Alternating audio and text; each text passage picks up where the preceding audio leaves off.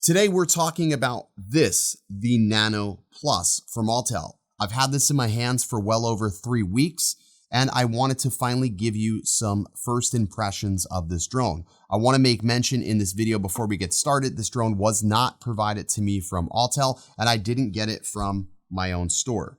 Matter of fact, I actually purchased this from another distributor that was shipping them simply because I wanted to get this in my hands and have some time to actually use it before I gave you my thoughts. See, again, what I'm trying to do is not rush things in 2022 because that doesn't do you any benefit if I rush something just to get views. I don't give a fuck about views. What I do care about is honest opinions, honest, unfiltered opinions on this drone. And that's exactly what you're going to get with this video. So buckle up. I've got a lot of things to say about this, some good, some bad, and some of you will not like me at the end of this video, but quite frankly, my lights are still turned on. Look, tell a man no trouble. I don't want beef, man. I just want vibes. What's good, everybody? Ken here. You're watching OriginaldoBo. Today, I'm going to give you my unfiltered thoughts, my first impressions of the Nano Plus. Now, a lot of what I'm about to say will go for the Nano as well, not just the Plus variant, because some of this is just hardware related and not so much the camera or the overall performance of this drone.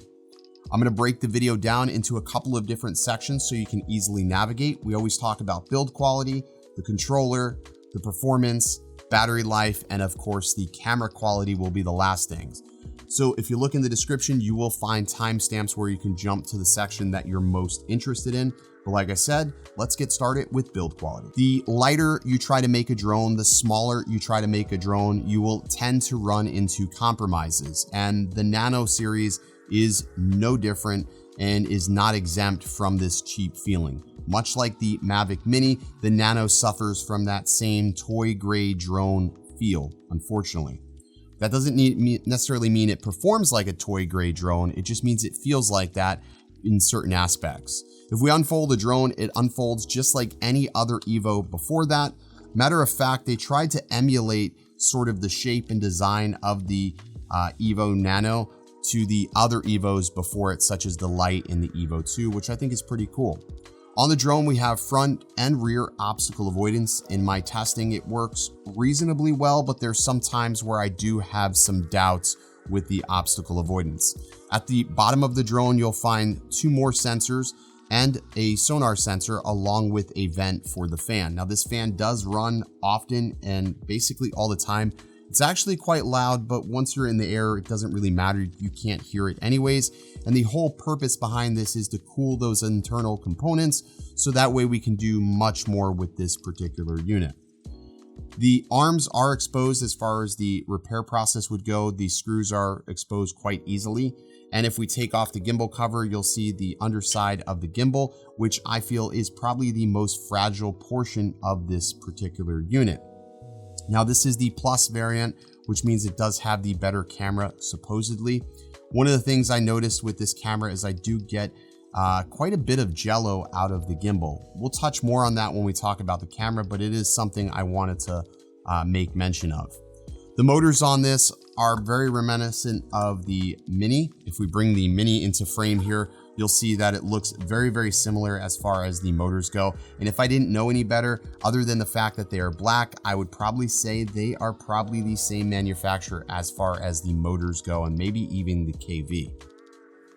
There are definitely some stark differences between the two, but I bet you there's more similar than different within the inside of these units. The battery on this unit does slide into the back side, and you just sort of have to sort of forcefully grab it, and it slides in a little differently than the Mavic, where it has a door and then the battery slides in. This is just the door in itself, and a long press turns it on.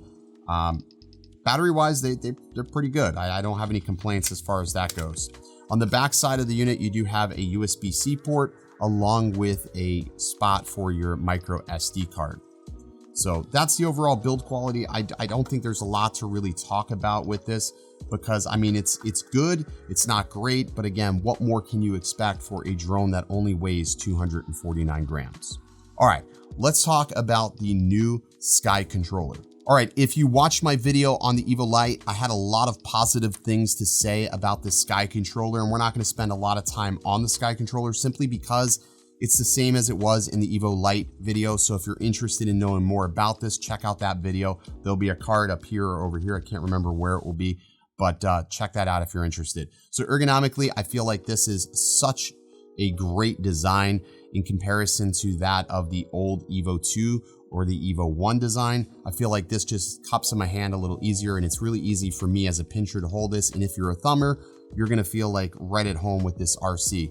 It can accommodate up to a large iPhone in a case, but if you have too thick of a case, it's not gonna be able to help you. You will have to take it off. I did discover that with a buddy of mine. I did go ahead and add my slick stick mount to the top of mine. That way I can easily take my sticks off and stow them. This was one of the problems I've had with this, was losing sticks. So I just go ahead and pop them right into here like so. So that way they can be stowed for the next time I'm going to use it.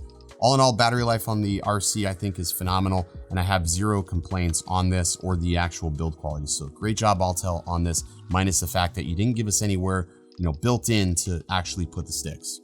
All right, so let's talk about the battery life on the Nano Plus, because the battery life on this drone is actually not terrible. I actually am finding myself getting about 26 minutes of flight time out of it, which is pretty reasonable for a drone of this size. It doesn't take very long for these little batteries to charge, and the fact that I have 3 of them means I can fly for quite a bit of time. As long as it's not super windy, I can achieve up to 26 minutes of continuous flight. That's with takeoff and landing. But the minute it gets really windy, that's when you're going to see flight times really depreciate actually pretty quickly.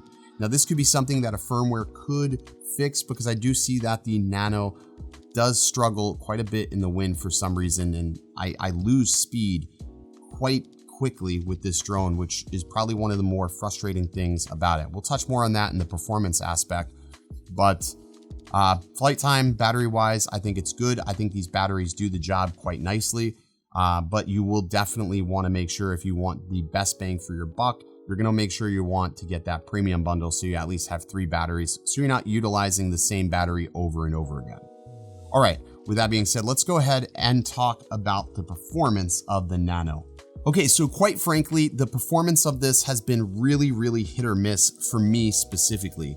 For the longest period of time, I was not able to fly this drone very far. I had to wait for a firmware update. I am now on the most recent firmware update after Bricktopia, because the firmware that they recently pushed out bricked this unit, and I had to finally get it fixed, and that was such a chore. So one of my biggest complaints with the Nano series, or just anything with the new Evos, is the fact that firmware updates take way too long, and there's nothing on the website as far as documentations or manual downloads. I really wish Autel would develop sort of like a care refresh sort of, or not a care refresh. We need like an Autel Assist app to be able to download and install these updates, so that way I don't have to have an RC on, and it's just such a clusterfuck trying to update this. It literally took me about 35 minutes the other night, twice, because it failed, and then so it was actually like an hour and 10 minutes to update this freaking thing, and every time I turned it back on, it was another 25 minutes to update the batteries, which is just insane. So if you have 3 batteries, you're at 75 minutes to update that, which is a bit of a bummer considering that you want to just get up and fly. So really annoying, but it is what it is. And yeah. Now, as far as performance goes, my very first impression of this, I took it out, flew it directly outside of my house, and I flew over a construction site. I got all the way down to the construction site, and I went to turn around and come back, and the drone was barely moving. It was like doing 1.1 miles an hour. I thought, well, maybe the sun glare was affecting the obstacle avoidance. I turned obstacle avoidance off, and it still wouldn't come back to me. I was getting a little bit nervous, because I was like, all right, I can see the drone, but it is over this construction site. And I mean, if it goes down, it's going to land in dirt. Not a big deal, but I would have a hard time finding it, because the dirt is like that concrete sort of gray dirt. And being that this was a gray drone, it would have been like a needle in a haystack to try to find. So I ended up realizing I could fly in reverse. So I ended up flying the drone back to me in reverse. And that was my first experience with this drone. Later on that evening, I looked, and there was a firmware update for the Nano, so I went ahead and updated the Nano, and the firmware seemed to rectify that for the most part. Fast forward to the next day, I took it out to go fly it, and it was slightly windy, and I noticed that my speeds that were advertised were not what I was achieving. For instance, in the standard mode, I was getting 4.2 miles going forward. It was incredibly slow and frustrating. In the sport mode, I was able to get up to about 12 miles per hour, and that was with me full stick forward, and sometimes it wouldn't even go forward even though I was pressing totally forward on the stick. Really frustrating. I thought to myself, well, maybe I would calibrate the RC and see if that would help it, but much to my dismay, it didn't fix those issues. I also found that the Evo Nano Plus or Nano just has a hard time yawing. I don't really find that it is quite as smooth as the Lite series. The Lite series, I have nothing but amazing things to say about it, but on this little guy, I just don't find it to be quite as smooth as its bigger brother. It's unfortunate because it is such a tiny drone and it really does just scream, take me, and it just didn't perform quite as well. So maybe this is something where firmware will fix that problem, but I just noticed in my pans and yaws, I just really didn't have the smoothest of experience with it when doing those types of maneuvers. So that is something I really do hope firmware will fix. All right, let's talk about the camera now because I know that's what most of you want to hear. Okay, so the Nano Plus has the better camera with the better aperture, the 50 megapixel photos. It has the RYYB sensor inside, and in layman's terms, instead of using a green filter over the sensor, this has a yellow filter. Now there is a reason why they do this. Green is a little bit harder for light to pass through, but with the yellow filter, light can pass through there, and with yellow, it's easier for you to get those green hues as well. So as far as sensors goes, it is better, but it can also affect color accuracy, even though it does tend to perform better in low light situations, which for this little drone, it does perform really well. As far as the camera quality goes, I think the camera quality is actually really good for a drone of 249 grams. However, there are some problems that this camera does have, such as vibrations and jello. When you really scrutinize and analyze the video, you can see like these jello-y like effects in the footage, which is really disappointing. The windier it is, the worse it gets, and unfortunately, I think it has something to do with the dampening on this gimbal. Not really 100% sure, but it is something that is needing to be fixed, and I'm not sure if this is going to be something that firmware will fix or if this is going to, warrant a hardware related change from Autel, but there is jello in the footage. And if you decide that you want to use that zoom, forget about it. The footage is almost unusable due to the jello in the footage. If you want to see a great example of that jello, go check out Idaho Quadcopter because he showcased that absolutely flawlessly, and it's something that needs to be rectified sooner rather than later. All right, here's a quick sort of a little compilation that I did just flying around the lake with the Nano Plus.